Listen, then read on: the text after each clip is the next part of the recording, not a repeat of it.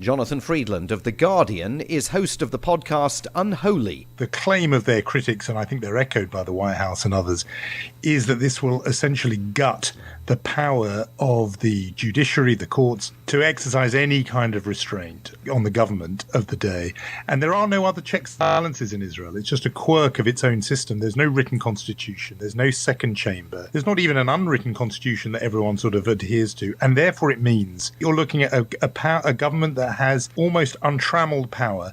And therefore people are making comparisons that this will turn Israel into kind of Erdogan's Turkey or Viktor Orban's Hungary and make it an illiberal democracy, if you like. In other words, there'll still be elections, but there won't be those checks and balances that people rely on, and that's why those huge crowds are out on the streets. Opposition leader Yair Lapid says he wants the Supreme Court to annul the new law. Prime Minister Netanyahu says it's needed to allow the government to deliver on its promises. The White House says the law's passage is unfortunate. With FSN Spotlight, I'm Simon Marks. And here's the main news again. Former US President Donald Trump has been accused of ordering staff at his Mar-a-Lago resort to delete security camera footage. Kyiv says it's retaken territory in the southeast of Ukraine, but Moscow says the counter-offensive has been repelled so far. And Typhoon Doksuri is bringing gales and heavy rain to China's southeast after leaving a trail of destruction in the Philippines and Taiwan. And that's the latest from Feature Story News. Giles Gibson reports. Don't forget, you can listen online too at kchw.org.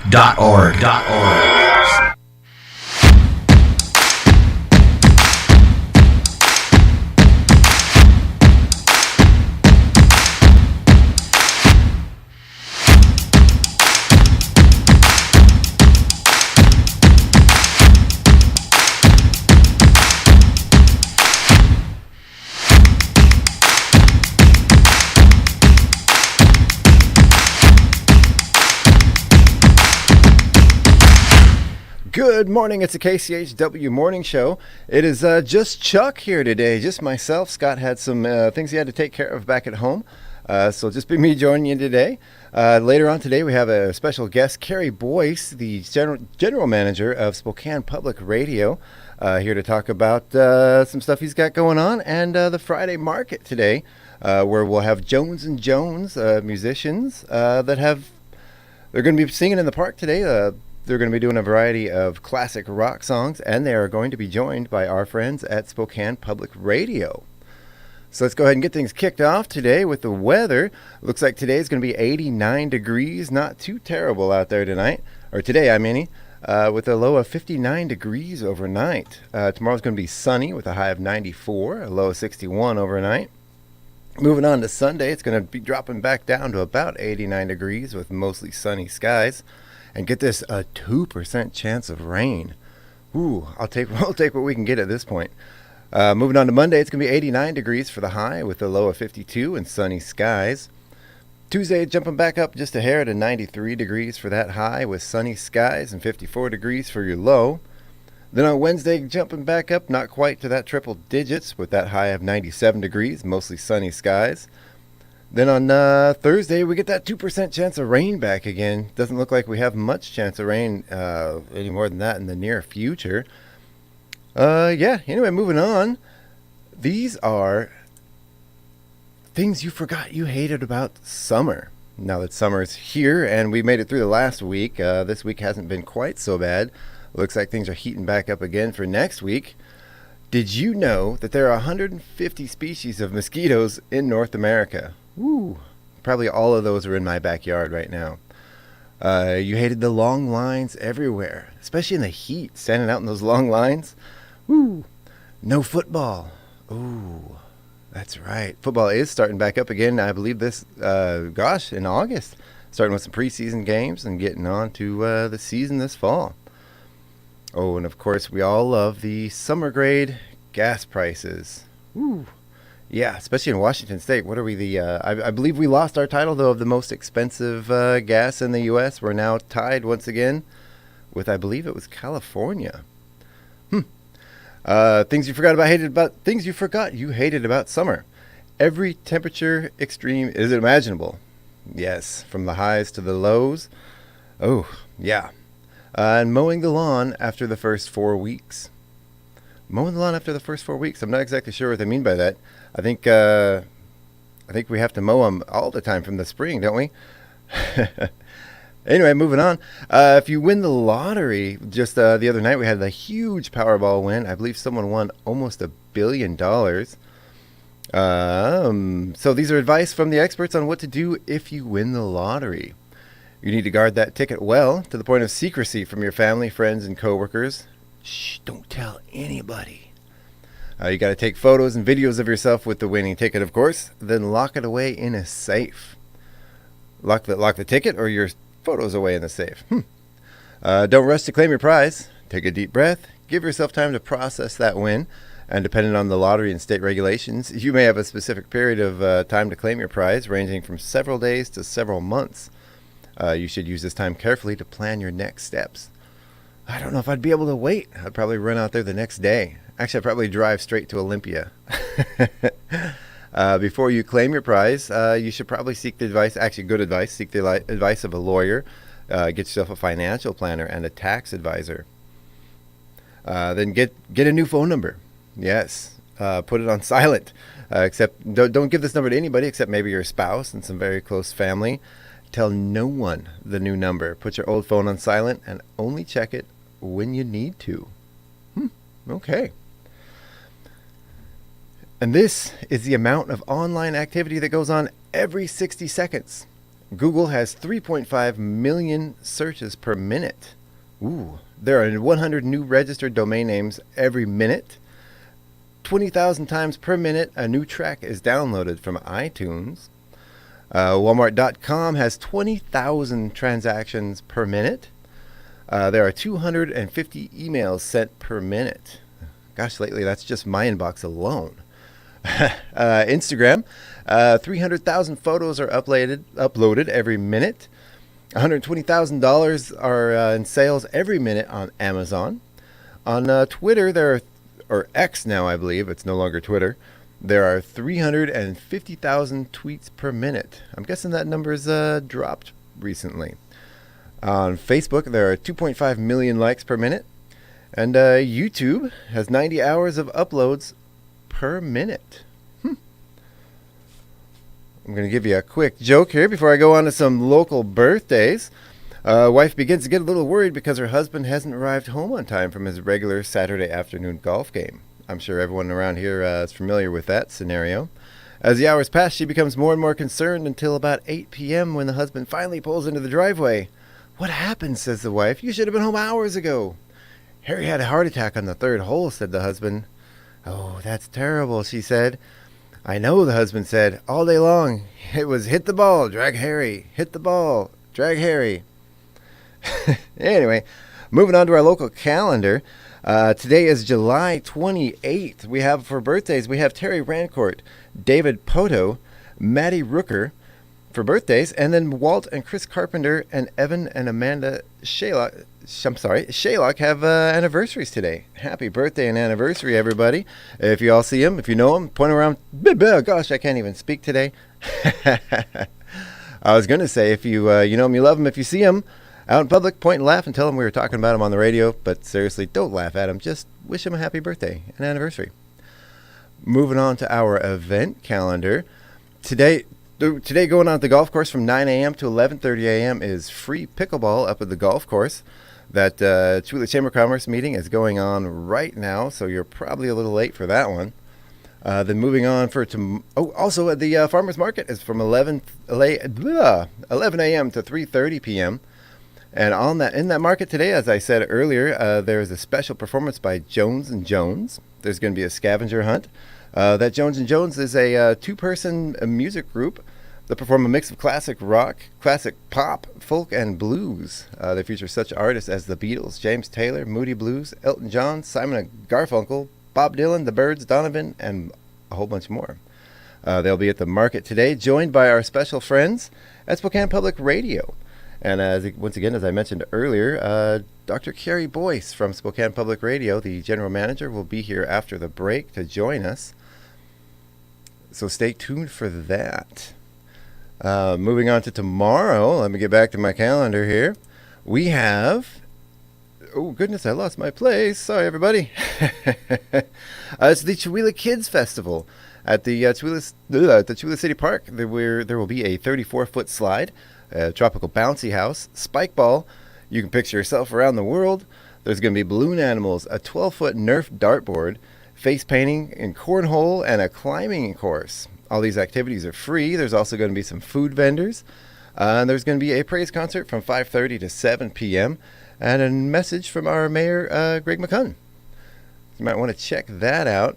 And then just as a special freebie for you guys, Andy's Sandwich and Sports is having their grand opening this weekend. There are neighbors back behind us in the alley here. I've met them quite a few times. They're good folks. They've really done a beautiful job in that restaurant. Can't wait to see what they're doing in there. Also, from now until August 6th at the Missisquoi Casino, they are accepting school supply donations. Those school supply donations will go for the kids. Those donations will help support students of the Rural Resources Tribal Program.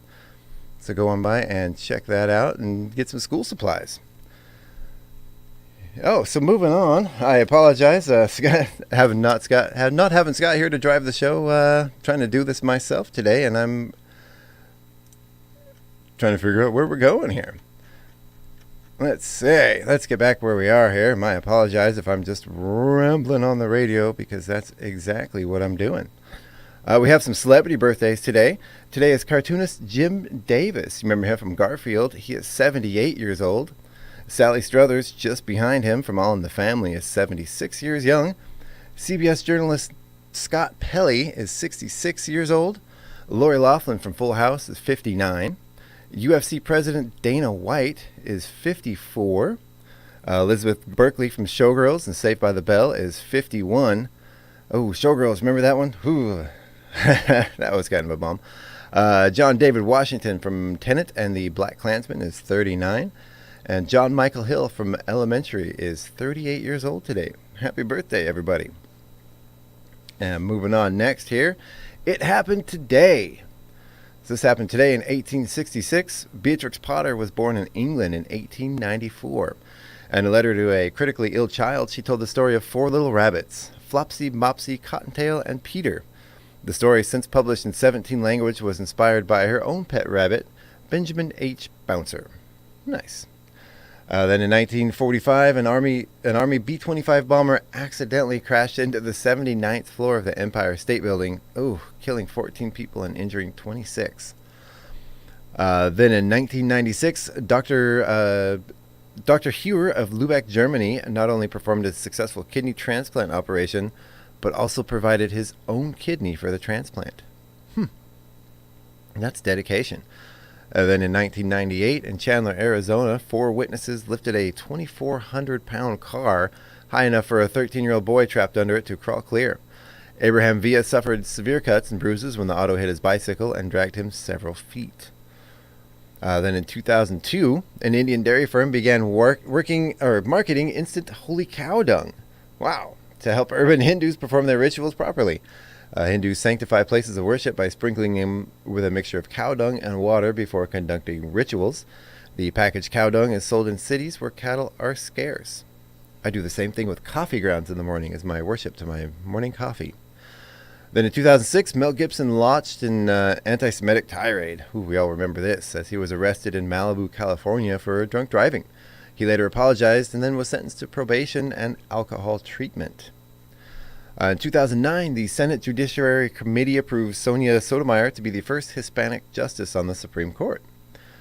Then in 2016, the earliest evidence of cancer was found in a 1.7-year-old toe fossil from Swartkrans Cave, South Africa. There we go. In 2008, the longest blood moon eclipse of the 21st century lasted 1 hour and 43 minutes. Moving on to our special events for today, it is International Tiger Day, Chicken Wing, Lasagna Day, and Lipstick Day. Then our special events for tomorrow, it is Father-in-Law Day, International Day of Friendship, Cheesecake Day, Whistleblower Appreciation Day, Paperback Book Day, Share a Hug Day, and World Day Against World Day Against Trafficking in Persons. I believe that's people trafficking, not trafficking in persons. Anyway, World Snorkeling Day. Okay. Then our events for Sunday, if I can get to it here. Oh, it cut me off. I am sorry. I'm sorry, everybody. I'm trying my best here. The number of the day, 1.4 billion. Those are the gallons of paint we use every year to coat everything in the United States. Wow. Well, since we have a special guest today, we're going to go ahead and move on to our news attack. Before the break today, we're going to go ahead and do this a little early. This is where the first part is a news story. The second part is a really bad joke. Sometimes they're better than others. A survey found that 72% of millionaires don't consider themselves wealthy. Yeah, meanwhile, I'm over here debating whether the 5-second rule applies to my drop sandwich. It does. It does. In Germany, a fruit vendor caught a thief trying to steal some bananas and proceeded to beat him with the fruit until police arrived. They charged the man with theft, but he said he planned to sue the fruit vendor for assault and bananery. Womp, womp, womp. Yeah, I'm sorry, everybody. I don't have those sound effects with me today. A flight from Paris to Washington, D.C. was canceled after the pilot was arrested for being intoxicated. We talked about this one yesterday. When the air traffic controller asked for his altitude, the pilot replied with his blood alcohol level. I believe if I remember the story right from yesterday, the pilot had a blood alcohol level more than 6 times over the legal limit. I didn't even know you could survive that. A flight from Paris to Washington, D.C. was canceled after the pilot was arrested for being intoxicated. Good afternoon, ladies and gentlemen, and welcome to Flight 1707 to Washington, D.C. Once again, we get to cruising altitude. I will be flying just a few feet higher than you. Research indicates that just practicing over and over again won't necessarily make you any better at chess. You know, growing up, I always tried to tell my parents the same thing about algebra. Didn't sink in. A study found that women enjoy much better mental health if they make as much money as their husbands. Well, that's because they can go to sleep knowing the rent money won't be blown as a Kickstarter invention to make your own beef jerky. What's wrong with making your own beef jerky? Studies show that artificial sweeteners are linked in the long term to weight gain. But hey, so is eating. Okay. A research study found that your friends influence your weight. That's fair. For example, if you're trying to lower your appetite, go to dinner with someone who chews with their mouth open. Okay. We're going to move on to news and nuggets. We usually follow these up with a sound effect, but once again, I don't have those sound effects with me, so I'm just going to read through them here. So the Mega Millions closes on $1 billion. I guess tonight's... Oh, you know, I said earlier about that Mega Millions... I believe I didn't really follow up too much on the story, and correct me in the comments section if I'm wrong. But I believe the supposed winner from the other night turned out to be a fraudulent claim. I'm not sure about that. Either way, that Mega Millions jackpot is back up to $910 million. This Mega Millions jackpot is the 5th largest in the game's history and the 8th largest United States lottery jackpot of all time.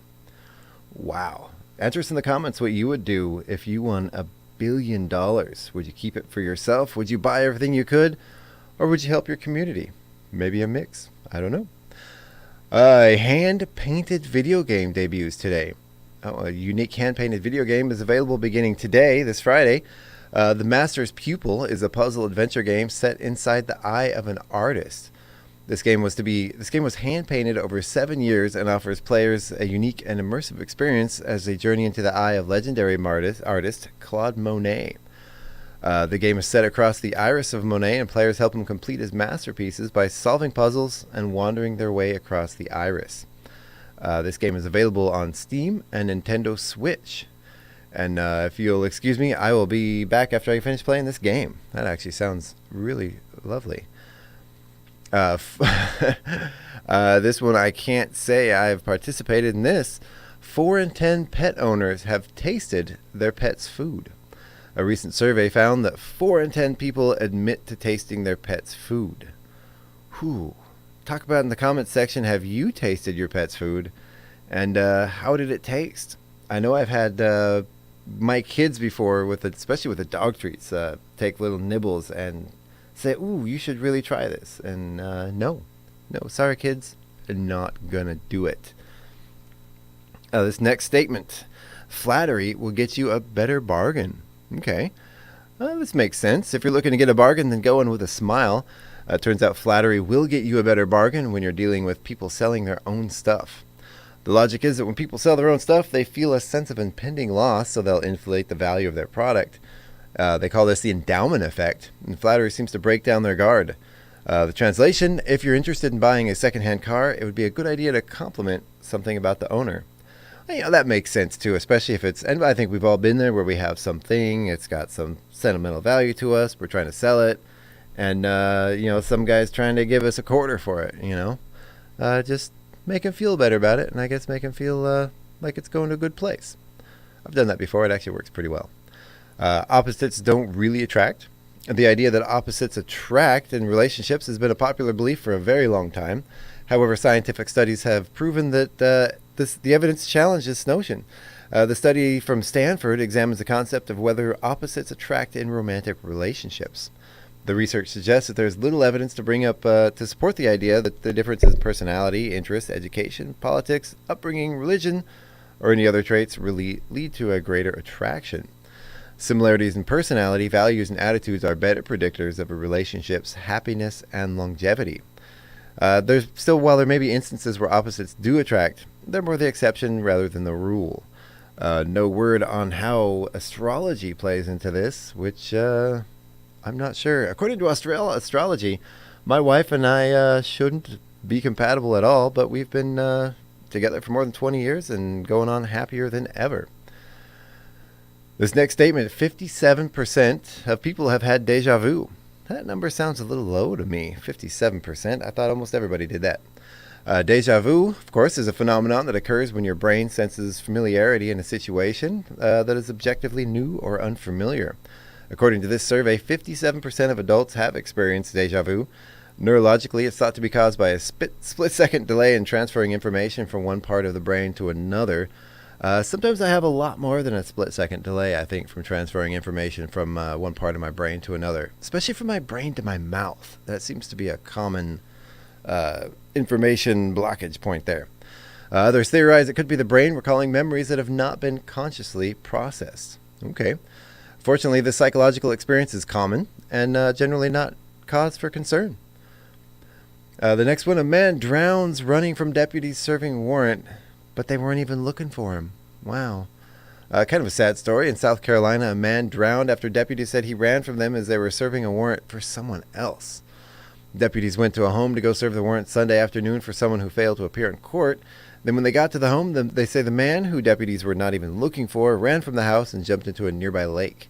Deputies jumped in to help rescue the man, but they weren't able to find him. He was later found by a dive team. Ooh, that was a sad story. An enormous bologna sandwich was unveiled at a Pennsylvania community fair. An enormous Lebanon bologna sandwich, touted as the world's largest, was recently revealed at a community fair in central Pennsylvania.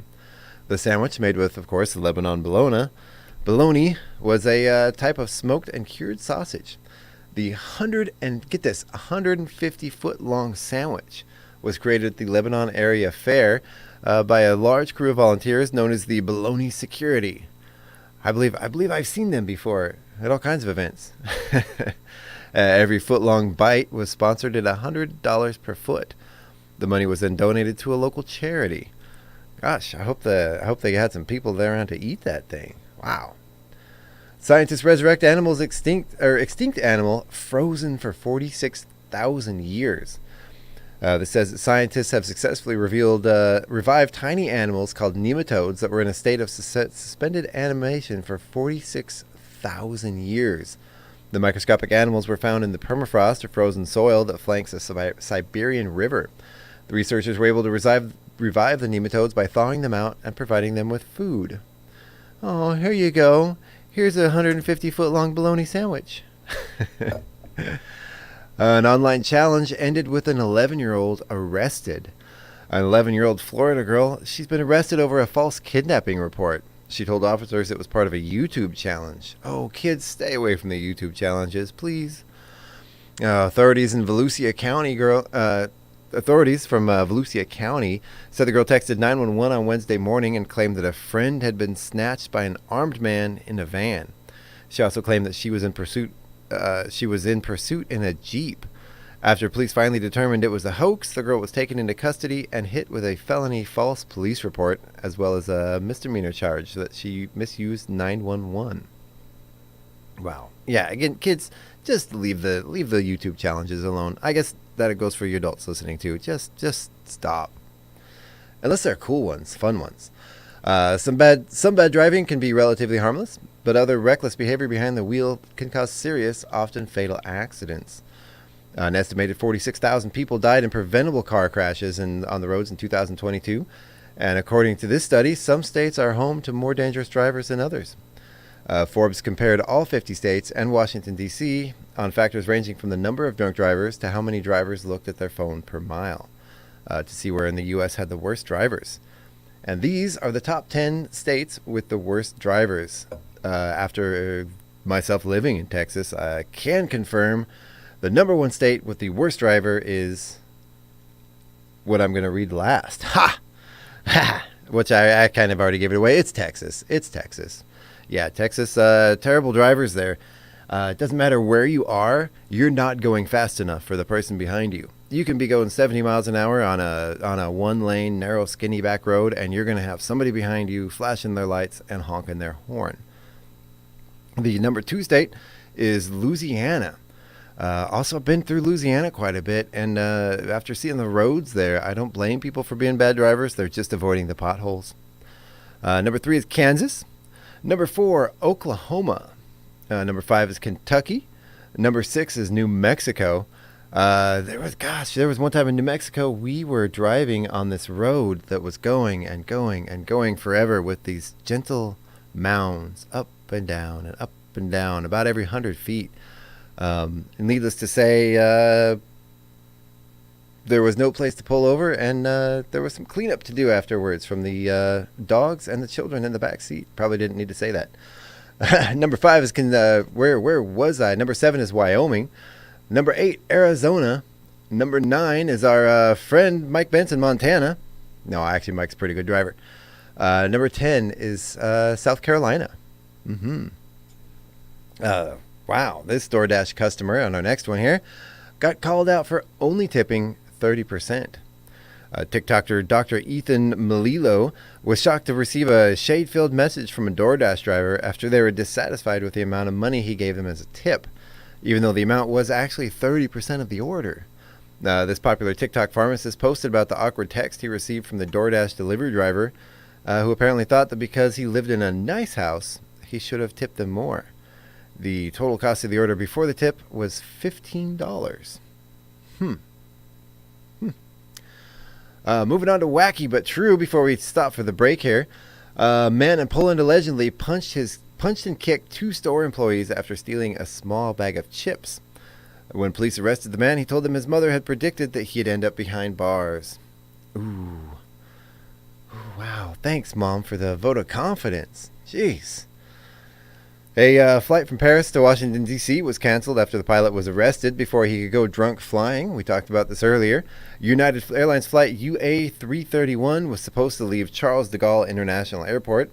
That was before security officials spotted the pilot with glassy eyes and staggering slightly before boarding. The man was subjected to 2 blood alcohol tests, which found a blood alcohol of 0.056 and 0.059. Regulations in France limits the pilot to a blood alcohol of 0.02. Wait. What? So they actually allow the pilots to have alcohol in their system in small amounts, I guess. But that 0.02 is compared to the legal limit of 0.05 for driving. In the United States, the limit is 0.04 for pilots and 0.08 for drivers. Wow, I prefer my pilot sober. Thank you very much. For a flight departing France, the pilot was nearly 3 times over the legal limit. When questioned, the captain stated he'd only consumed 2 glasses of wine the night before. Right. Sure, we've all heard that one before, buddy. And a guy in Australia, in Queensland, was arrested after allegedly riding a lawnmower down the street 4 times over the alcohol limit. Police say they saw the 51-year-old driver driving the wrong way just before 1 a.m. on Sunday. When he was pulled over, he told the officer he was driving over to his daughter's home. I think, being in Chihuahua, where we have a lot of people that use lawnmowers as transportations, it seems, I think I've actually seen more than once a lawnmower pulled over by the police. Also, here in Massachusetts, police said Thursday that a previous warning about a boa constrictor on the loose was the result of a miscommunication. The Lexington Police Department initially issued a warning on social media on Wednesday saying a loose boa constrictor had been spotted behind a CVS store. Police said on Thursday that the snake was actually a pet accompanied by its owner and was never actually on the loose. Okay. In Germany, a police officer pulled over a 25-year-old man on a routine traffic check. Detecting the aroma of alcohol, the cop asked the driver if he'd had anything to drink. The driver then replied, 20 beers at most. Just 20? Wow. The cop wasn't sure if the guy was kidding or not, so he gave him a breathalyzer test, and sure enough, the man was incredibly intoxicated.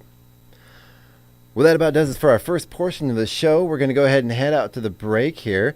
We'll get you the news going, and when we come back from our break, we will be here with Cary Boyce, the general manager of Spokane Public Radio. Thank you for listening. This is the KCHW Morning Show. We will be right back.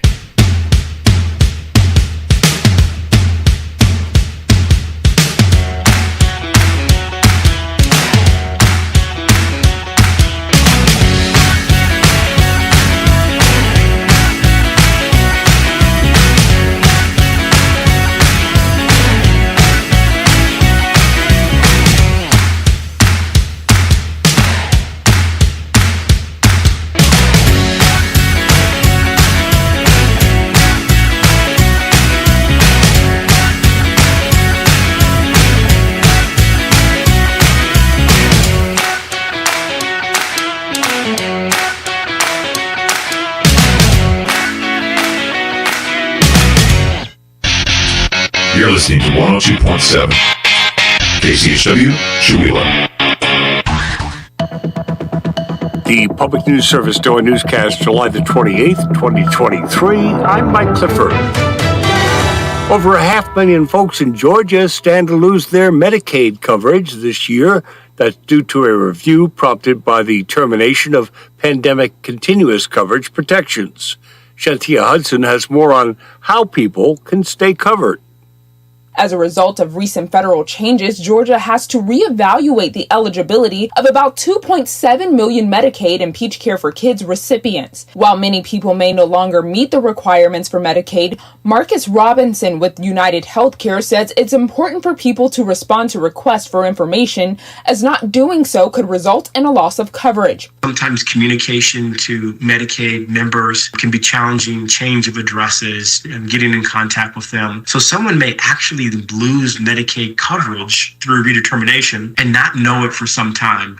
Residents who need to update their contact information can log into their Georgia Gateway account at gateway.ga.gov. Residents in Georgia will also receive a letter that refers them to the federally facilitated marketplace for other healthcare options. Now from CNN, Special Counsel Jack Smith Thursday brought additional charges against former President Donald Trump in the case alleging mishandling of classified documents. Trump is already facing 37 criminal charges, and he was charged with one additional count of willful retention of national defense information and 2 additional obstruction counts. CNN notes that new charges were also filed against Trump's aide, Walt Nauta, and Mar-a-Lago maintenance worker Carlos de Oliveira, who was added to the case.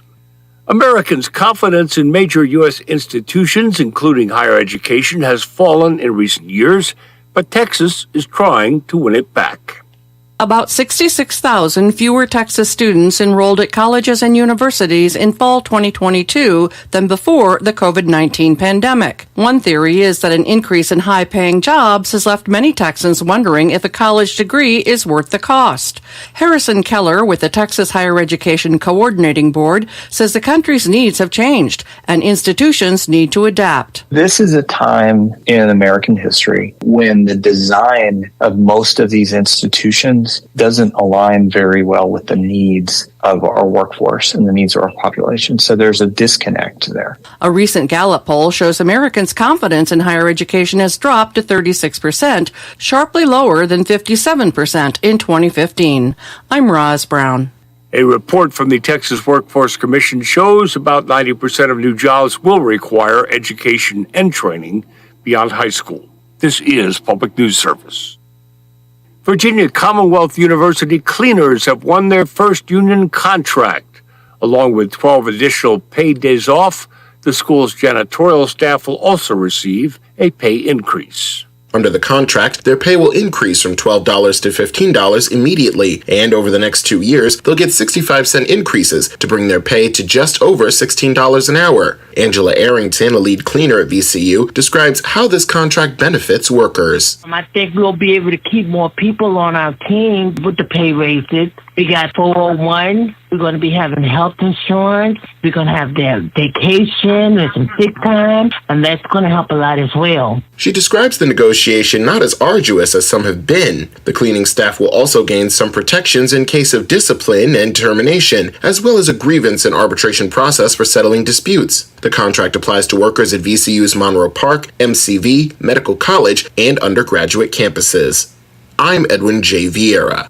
And Sunday is the World Day Against Trafficking in Humans. In Iowa, state officials are calling on residents to do more to help. Reports of trafficking are up, and so is the prevalence of the crime. Iowa's Secretary of State Paul Pate says Iowa isn't alone in seeing a dramatic increase in human trafficking cases.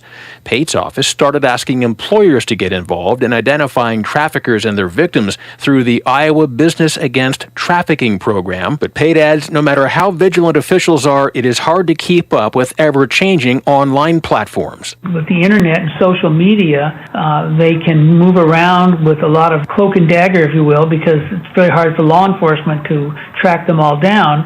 But it's also the way they recruit the people into trafficking. They prey on these people. They convince some of these folks that they're their best friend. I'm Mark Moran. Finally, Eric Tegenoff lets us know murals across the country are celebrating 50 years of the Endangered Species Act. Congress passed the legislation in 1973 to protect wildlife from extinction. 5 decades on, Allie Fisher with Oregon Wild says the law continues to do that. She says the climate crisis gets a lot of attention, but the globe is also experiencing a biodiversity crisis. This mural is really significant and is really showing our commitment to defending the Endangered Species Act and taking a stand against extinction.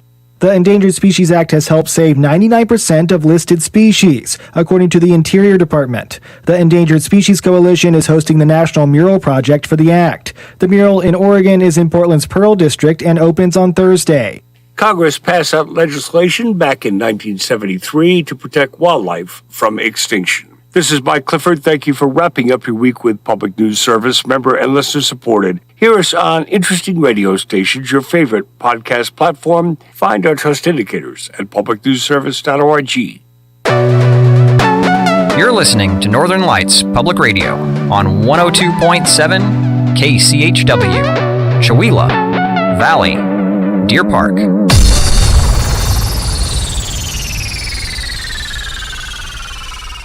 It's 8:01. Your KCHW morning show is made possible by donations from Chewelah Flooring. Chewelah Flooring at 214 East Clay in the 3rd Street Mall offers a wide variety of products including carpet, ceramic and porcelain tile, vinyl and laminate planks, and vinyl sheet flooring. Chewelah Flooring carries products for both commercial businesses and residential homes, including brands like National Flooring, Dell Tile, Mannington, and Mohawk. They also offer blind repair.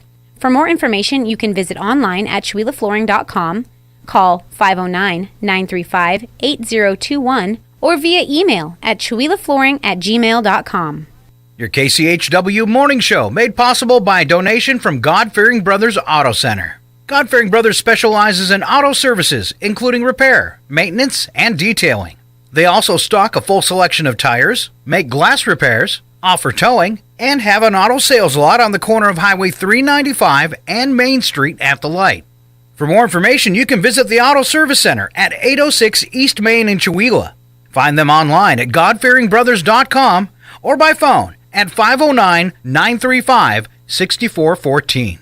KCHW-FM thanks God-Fearing Brothers for supporting public radio in Stevens County. This is KCHW, Chewelah, 102.7 FM.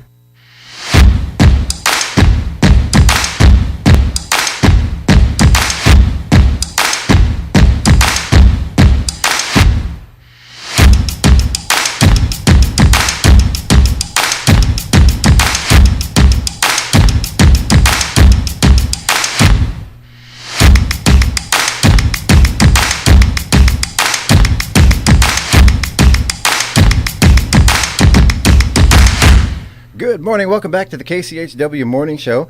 This is Chuck Ritchie here. Again, we're missing Scott this morning. He had some stuff to take care of back home.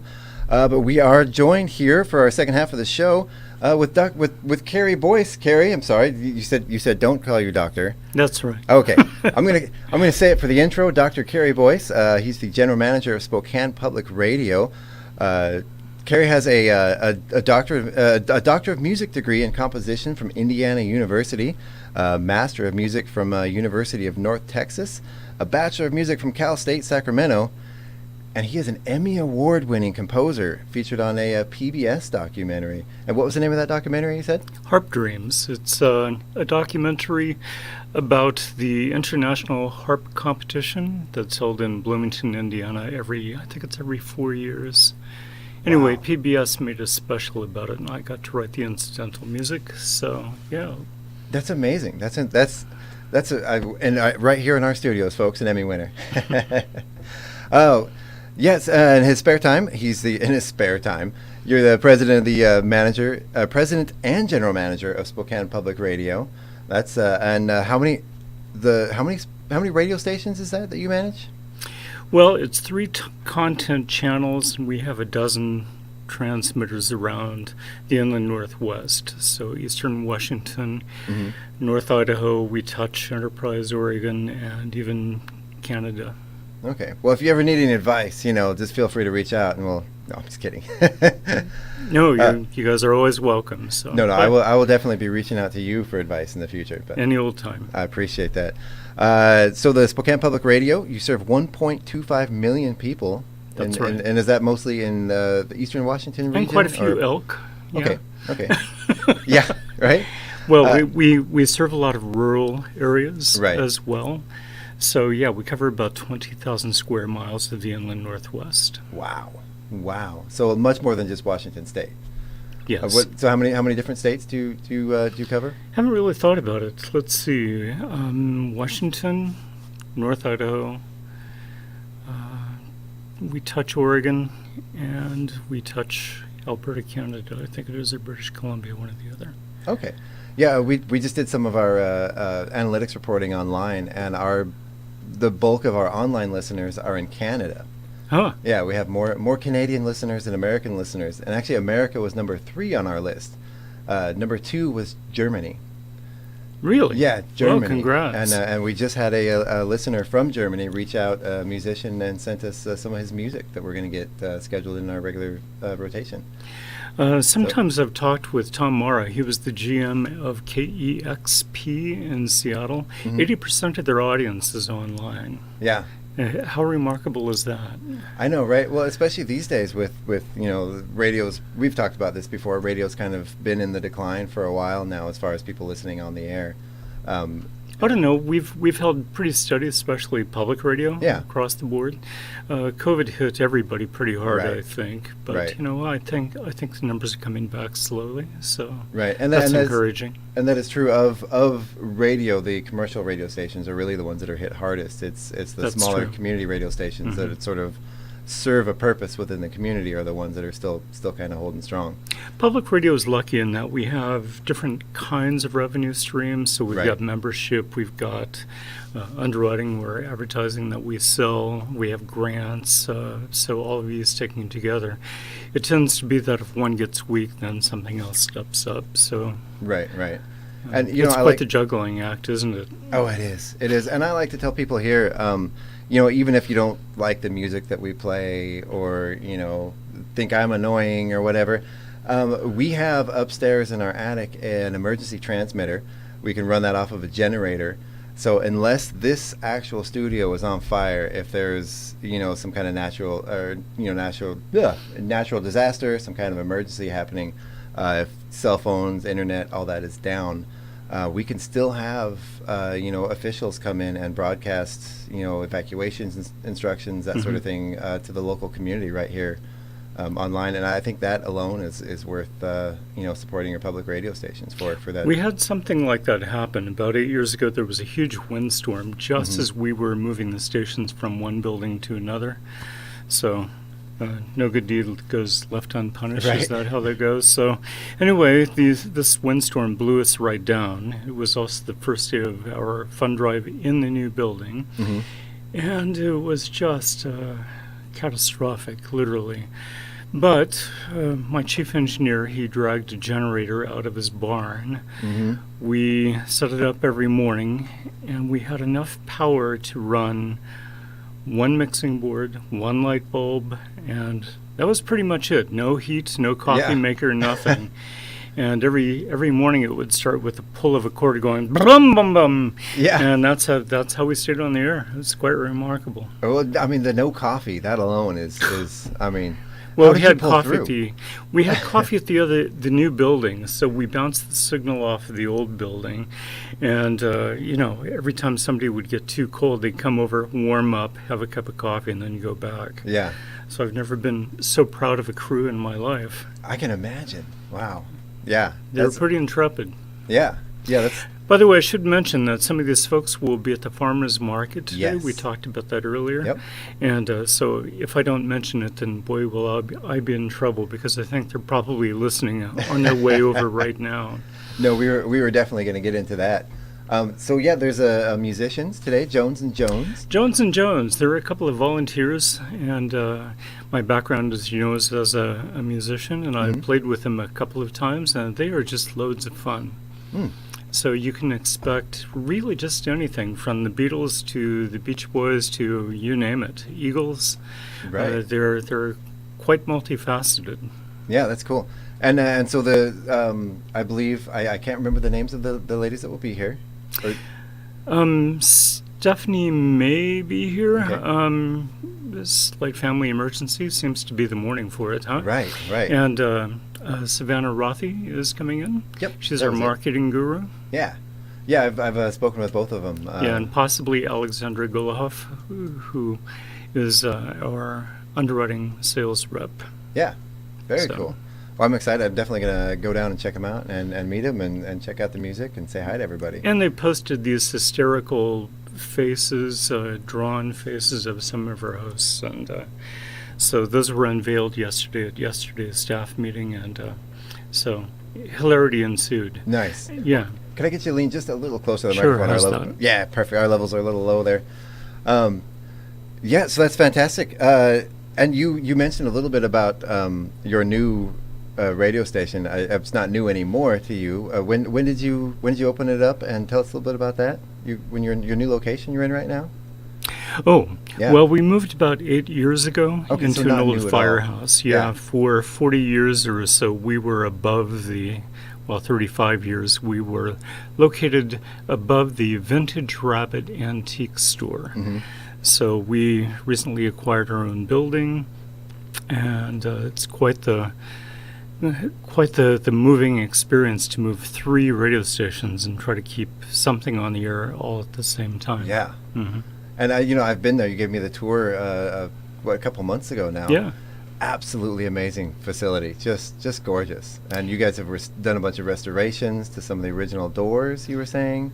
Well, the building itself is on the National Historic Register as well as the local one now.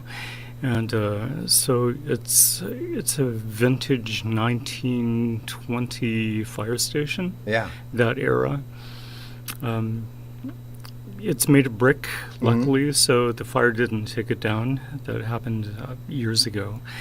In any case, it's tripled our production facilities and our capabilities. We've got a nice performance studio.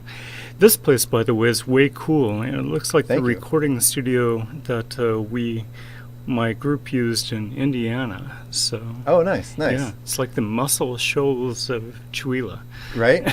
Well, you know, I'm kind of going for a vintage sort of classic analog radio look in Well, here. you got it all going on. Oh, I feel very comfortable, and thank you again for the invite. Oh no, thank you for coming. No, this is really great. I'm glad you're here. And I gotta say though, I've been to your station a couple times. Beautiful facility, but it always costs me a lot of money because you guys are right across from the art store. And every time I've been there, I end up blowing all my money on the art store across the street and leave happy but sad. Spokane Art Supply, and I have to say they've been great neighbors. So. Yeah. Oh, I can imagine. Yeah, they share a little bit of parking with us and some materials and snow plows and the like. So, you know, it's been a win-win for us. So Spokane Art Supply, and they're just very generous neighbors, and we're happy to be there. Yeah. Well, I'm also the president of the Chewelah Creative District, and I know there have been I've seen them at some of the events. Here between here and the Trails End Art Gallery here, I've seen them somewhere around here. I know I've seen them around, and I've spoken with them at a couple of various things in Spokane, and they're always they have a great presence, and they're always out there making themselves known and doing a lot of stuff for the community, it seems. That North Monroe corridor is really coming along. Yeah. So there are a lot of vintage antique stores along that corridor, and my wife and I very often on a weekend will just start at one end and drive up and down. Yeah. Yeah. Yeah. It's a great place. So what? I'm at a loss for words. Well, play some music. Yeah. I'm sorry about that. Yeah. Let's. You brought in some CDs of yours. Want to tell us a little bit about what we're about to hear? Sure. It's a string quartet I wrote. Actually, it had kind of a weird development, but basically it started out as a film score with a French film director that I work with on occasion, named Evelyne Claveau. Anyway, it's kind of funkadelic string quartet. So nice. It got me into trouble when I was in school at Indiana. Got you into trouble? One of my professors, after I presented this at a seminar, said, "Well, I just think this is prostitution of the highest order." And I said, well, at least it's the highest order. Yeah, to that I would have said, thank you. Yeah, I should use that in my press materials, huh? Right, and so funkadelic classical music. There you go. Wow. I'm you had me at funk. I'm a big, I once used a urinal next to George Clinton. Not that anybody and the needs to know. P-Funk All-Stars. Yeah, I shared the elevator with about 6 of the band, and then right before the concert, they were in a ski lodge in Girdwood, Alaska, and I was in the restroom and looked over there, and there's George Clinton standing next to me using the restroom, and he looked over and he said, "What's up?" And I was like, "Oh, hey, yeah." That was engrave that on your arm, tattooed that, right? Sorry, you probably didn't need to know that, but that was my brush with one of my. A Brush with Greatness. A Brush with Greatness, yeah. One of my all-time favorites and heroes. And I think, sorry to keep talking about this, but I've always viewed him as more of a composer than a singer because he has so many people in his band, so much to deal with, and he's just sort of this composer and organizer of all these crazy things going on, and makes it sound amazing and on point every time. I saw him actually in Bloomington, Indiana many years ago, and it was an outdoor show, just fantastic. Then later I heard he played kind of at a small bar, a small venue, and I was just devastated I missed that. Oh yeah. So, but yeah, he's truly one of the greats. I did, unfortunately, the show that I actually saw, I've seen him a couple times, but this first show I saw him at, he wasn't happy. there was sound issues, a lot of feedback, and he was getting frustrated with the local sound guys. Been there, done that. Yeah. We were in the cafeteria of a ski day lodge, and it wasn't set up for any kind of concerts, and it was a very small, like, concrete building with no acoustics, and they kept getting this feedback. His opening act was his granddaughter making her debut, and apparently he hadn't listened to her before, and she was a rapper, but she was doing very dirty lyrics, like very, very, very dirty, suggestive lyrics, and he actually walked on stage, grabbed the mic from her, and told her to get off the stage. Oh, dear. His own granddaughter. Oh, I couldn't even imagine. Well, I hope it wasn't broadcast. The FCC tends to find stuff like that. Oh, no, it wasn't broadcast. It was just in person. So anyway, tell us again about what we're going to hear really quick before I push play. It's called Nightshade for a string quartet. This is a group called the Corleano String Quartet. And they were buddies of mine back in school, and a couple of them anyway, have resettled in Seattle. So, quick shout out to them. Nice. Michael Lim and Malia Watrous. Yeah, and I understand you have a project going on, and we're going to talk about that after this song. Sure. That's something I was reading about online. I'm going to ask you some questions about.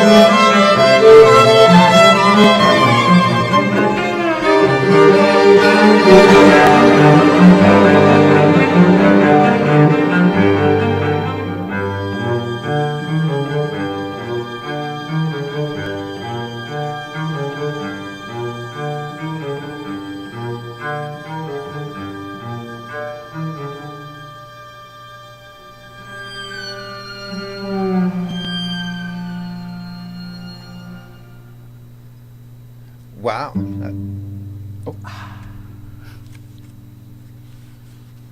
So I almost started talking too soon during the last little bit there. That was gorgeous. Wow. And that was your original piece, correct?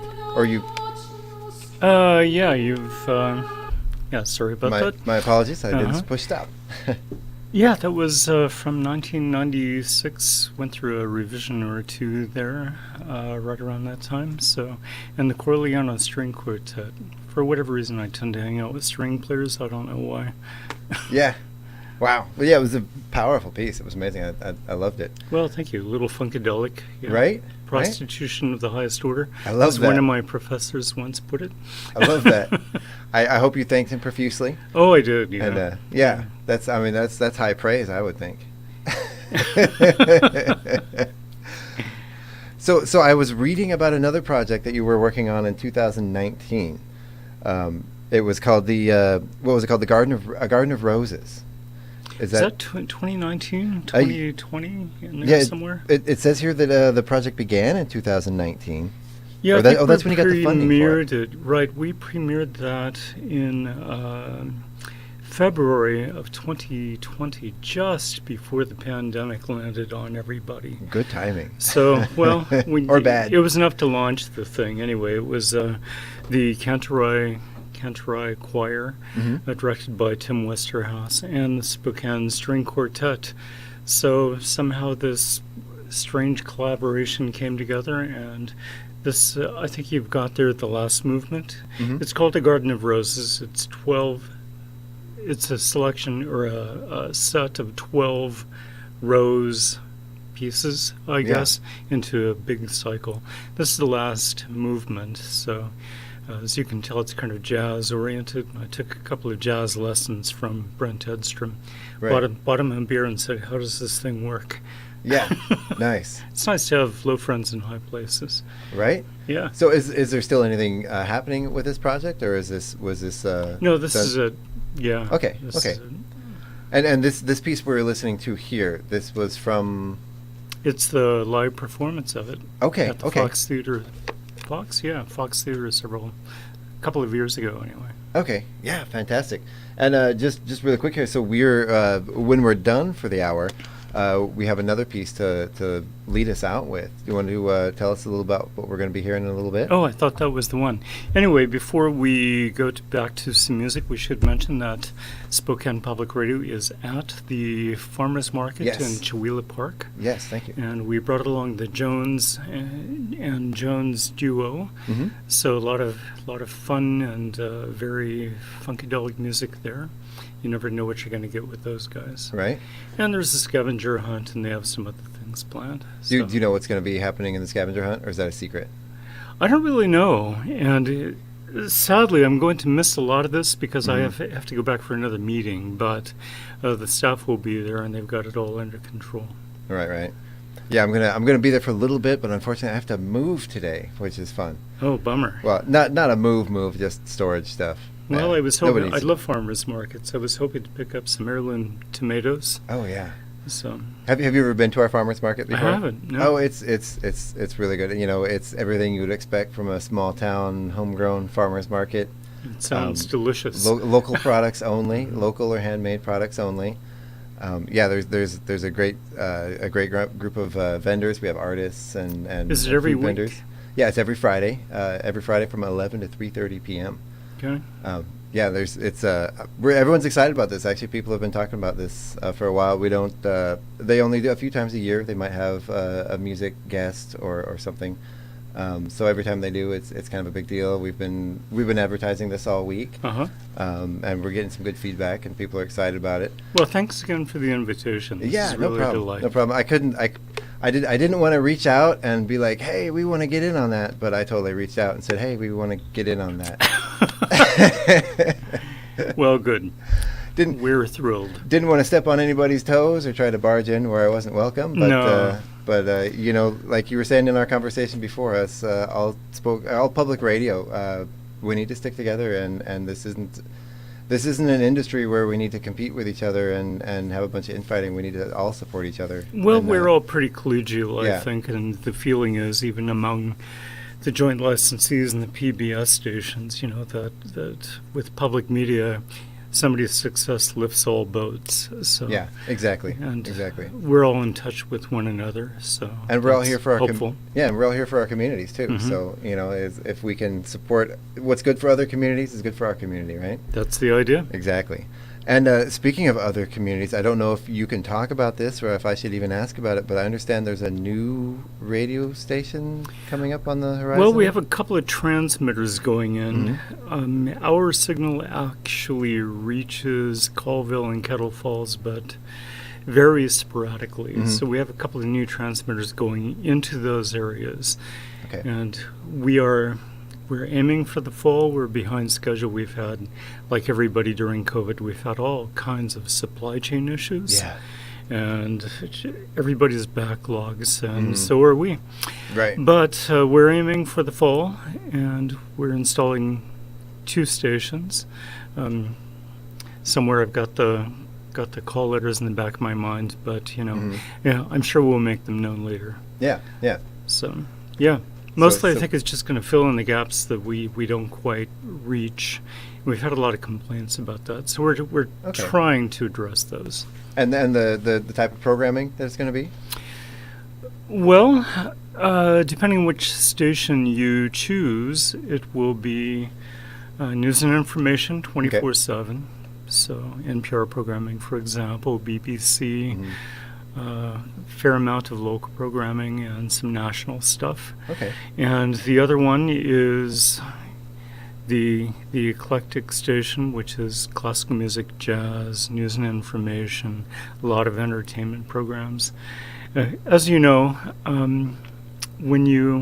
most radio stations only do one thing. Right. So when you try to do everything and serve all people, it's a fool's errand, and somebody is going to be unhappy with you part of the time. That's So- us.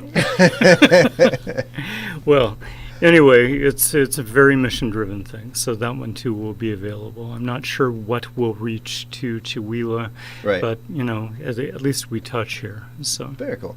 Yeah, we deem ourselves as the education music station. We play here. I don't know if you probably haven't had a chance to listen to us too much, but yeah, we play throughout the week a variety of different stuff. We play everything from blues, bluegrass. We have Dr. Jazz is one of our local syndicated DJs. Yeah, I've been listening a bit online. Yeah, yeah. And we have different programs. We have psychedelic. We have one night of psychedelic programming. We have some supernatural stuff. Some supernatural talk radio and environmental programming, and we kind of run the gamut of and try to provide a wide range. Like you said, it might be a fool's errand, but you can't please everybody all the time. But we try to mix it up, and yet you get stuff you wouldn't necessarily hear on radio, and public radio has time to stretch out a little bit, linger in a story to try to tell the story in its fullness. Right. And actually, I was just thinking the other day, I met a volunteer producer at KLCC in Eugene, Oregon, and her radio show is strictly dedicated to the Grateful Dead. Wow. Okay. Very cool. You don't hear that often. I wonder if she's still doing it. Yeah, that's cool. Yeah. Yeah, I should ask the GM there. I know him. And we're down for our as far as our music DJs. We're down to only 2 DJs right now. We lost a lot of our talent during COVID. Oh, gosh. We had a couple of them pass Sorry. away, and a couple with some family issues that had to go and take off. So I'm starting to trying to ramped up to start getting more DJs and some different types of stuff in here. I talked to someone the other day that wants to do a reggae show. Nice. Yeah, which we don't have any reggae, and that's one of my favorite genres of music. And there's another gentleman that I've been in discussions with about doing a different show. We have a gentleman he's on vacation right now, but he found all these old reel-to-reels of this gentleman who sat in his basement for decades, just recording his own music broadcast. Nobody heard it, just by himself, alone in his basement, and recording talk stuff with a bunch of standards and discussing the history of the songs and all this stuff, and just for years, just as a hobby, recording everything. And this guy, his wife sold him all this equipment, and as well as his old reel-to-reel that he used. And so we're looking at getting some of that cleaned up. And by the way, there's a big national project going with public radio stations across the country that has to do with archives. Yeah. And Spokane Public Radio, SPR, is working on this now as well. But if you have old audio tapes, it's in many ways the audio history of our country. Yeah. So if you're interested, I'll connect you up with that. Yeah, absolutely. Oh, that'd be fantastic. Yeah, this is a friend of ours and a supporter of the radio station. And he's just got bags. They're all in paper bags, just bags and bags and bags of these old 8-track, or reel-to-reel, not 8-tracks. I'm excited to hear him. I haven't listened to it yet, but he's going to get everything fired up when he gets back from vacation, and we're going to start kind of going through some of this stuff and seeing what's on there. My old station in Indiana, they had a program called Sunday Opera, and they were all recorded on those big reel-to-reel tapes. You remember those things, like 9-10 inches across? Yeah. And I came back to the station. I went to go to work for the Indiana University Foundation for a few years, and then came back to the station and discovered that my boss's boss had trashed all of those, just thrown them out. I think I managed to salvage 8. I was furious. Ugh, never been so mad in my life. Well, maybe once or twice. Wow. But, I've kind of gotten back into the theater again a little bit here, kind of dipping my toe in, and I did a lot of theater as a youngster. And, even in high school and stuff, I got, teased relentlessly because I grew up in Wasilla, Alaska. And if there was ever an opera going on in Anchorage, I was the first one to buy tickets, and I would ask all my friends, hey, I got tickets to the opera. And all my friends were like, what? Like, I couldn't get anyone to go with me. I had engineered a couple of those programs, and this guy was quite a genius, just knew everything about opera there was to know, including, try this performance, here's what to listen for. He was quite astounding. And to have lost that, it's just heartbreaking.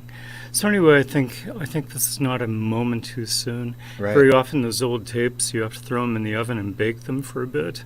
And then you get one play, so you have one chance to digitize them before they really are a toast forever. What does the oven do? What's that process? I think it helps bind the magnetic power to the plastic somehow. Okay. Because they get sticky, it degrades over time. So some wise person discovered that if you bake it, I forget exactly how it's done. So don't try this at home unless you really know what you're doing. I've done it in the past, but it's been quite a while. They probably had some bad tapes that they left in their car during the summer in Eastern Washington. That might have sufficed. I don't know. Maybe. That's a long way from the old cassette tape and the pencil to try to fix the kink in those. Yeah, and most radio stations have an old reel-to-reel player, a DAT tape player, a cassette player. Yeah. So again, we have just begun the process of trying to figure out how to digitize all this stuff so we don't lose it. Right. Well, it's funny you say that because when you brought in a CD and I had literally never touched the CD player in our studio before, and I'm like, I don't even know how to use it. But first time for everything. I think we figured out that wasn't in my training manual. Oh. Let's go back to a bit of music. And we'll Yeah, sure. Go ahead and introduce this next piece to us, and we'll get it playing. It's called A Rose by Any Other Name, and this is with the Cantorai Choir, conducted by Tim Westerhouse, with the Spokane String Quartet. Okay, here we go.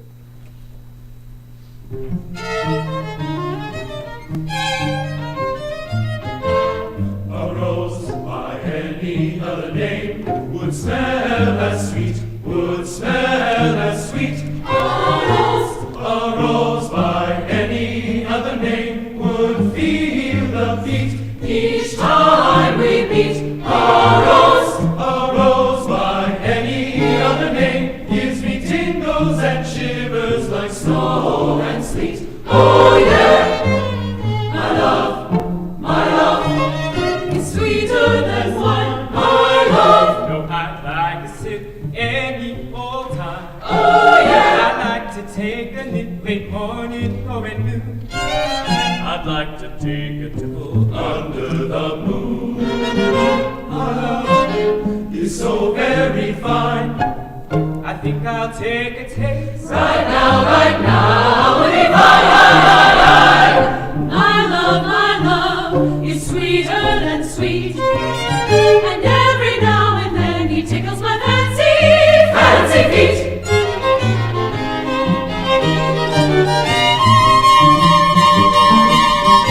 My love sends me into a swoon. My love will sing me over the moon. My love kissed me right in the backseat of a 1969 Volkswagen Beetle. Right in the backseat, and not just a Beetle. On a side street in the backseat.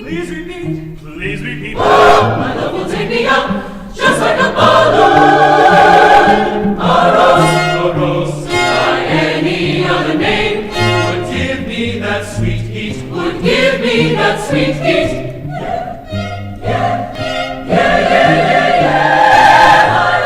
My love is so cool, he likes his drink neat, sweet, petite. My love steps on 2 and 4. My love really knows the score.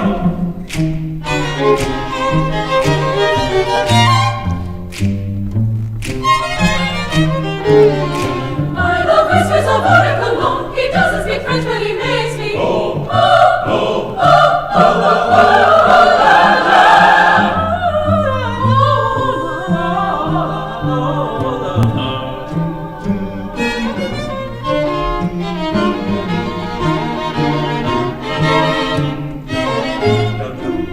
A rose by any other name would smell as sweet, would smell as sweet. A rose by any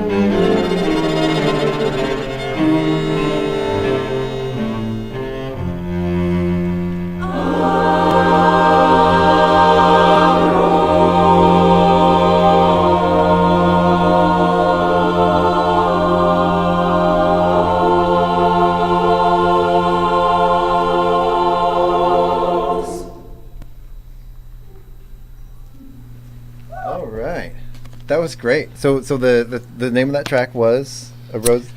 Rose by Any Other Name. Okay, great. And that was part of the what's the name of the project? A Garden of Roses. That's right. Yes. Yeah, Spokane String Quartet and Contourite Choir. Very cool. That's great stuff. So anyway, so yes, the Spokane Public Radio, they're going to be at the Friday Market today. We are at the Friday Market today. Are you going to be there all day, or just a certain time of the day? 11 to 3. 11 to 3. Okay, perfect. So the whole Friday Market. And Jones and Jones will also be there. I think a little bit within that time, but yeah, they're there most of the day. Okay. So, and are you guys going to be set up in a booth there, or just kind of set up out in the open, or? I'm not entirely sure. I think we have a booth, but.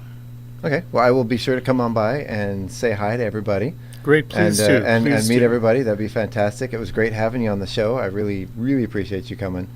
Well, my pleasure. Be prepared for me to keep bugging you throughout the future and. Anytime. Cary, I need some advice. I know Scott would like a reprieve because I'm bugging him all the time. Anytime. Especially FCC stuff. It's so hard to figure out sometimes. They're so vague on everything, on all their rules, you know. Oh, you read these guidelines and yeah. It's you can tell it's put together by a bunch of lawyers. Right. You can read it 20 times, and each time you read it, you think you understand it. But there is some of that, and you'd be surprised at the gray areas, and especially around underwriting messages and things we can and cannot do. For-profits versus non-profits. There's just all of that. Subtle differences and. Yeah, but ultimately, I also think it speaks to our brand that we sound not so cluttered and not so commercial. Oh, exactly. I understand it. You know, I understand most of it, and I get some people, especially with the underwriting, like, oh, why can't we just tell people to come on by and do this? I'm like, well, because that's sort of. Yeah, the FCC says you can't. Well, you cannot put things in the command form. Right. You know, I mean, the one exception is to say join us at 8 o'clock or something like that. Right. But, you know, we can't say things like, buy now. We can't give comparisons like, we're the biggest, we're the best, we're the cheapest. We can't give any price information. Right. So that includes free. Yeah. We cannot do anything that's clearly promotional, like Wednesday's Ladies' Night, you know, this kind of thing. Well, and then there's so many gray areas, like, you know, for instance, the medical field, like qualified doctors, you know, striving to provide the best health care they can. Yeah, like, we can't give award information. Yeah. So, but I mean, qualified, that's an opinion and also something that can be proven. So that's a huge gray area there, because, you know, that's, exactly. There are specific qualifications that you can definitively say, yes, this doctor is qualified. Yeah, and most of us have an FCC attorney we check in with just to keep our noses clean. Right. So, in fact, I heard of a station back east. So the ones that tend to get in trouble are student-run stations without enough oversight. And one particular station was certified for, my FCC attorney shares the funny stories with me. He says, well, they were, you know, the fine is $1,000 for an underwriting violation. Yeah, wow. And you think, well, that's not too bad. How many did they have? 279. Wow. So all of a sudden everybody was mum on that, so I'm sure a deal was cut, but I'm just dying to know. Oh, yeah. Yeah. Wow. Well, I know we're in the middle right now of, we have a team redoing all of our underwriting, documentation, making a nice little booklet to hand out. And there's so many gray areas and questions that we're trying to go through right now. It's crazy. But people probably don't want to hear us geek out about boring FCC regulations on the air. Anyway, so this has been Cary Boyce, Dr. Cary Boyce of Spokane Public Radio. Thank you again so much for coming by. This has been fantastic. And once again, we're going to go ahead and close this out with another piece of music here as we end the show and get on with our day. And I'll let Cary get back to work. And what is this we're going to be hearing as we leave? It's the very beginning of A Garden of Roses. Okay, great. And again, thank you so much for listening to KCHW 102.7. This has been the morning show with Cary Boyce today. Have a good one. Thank you again. Yeah.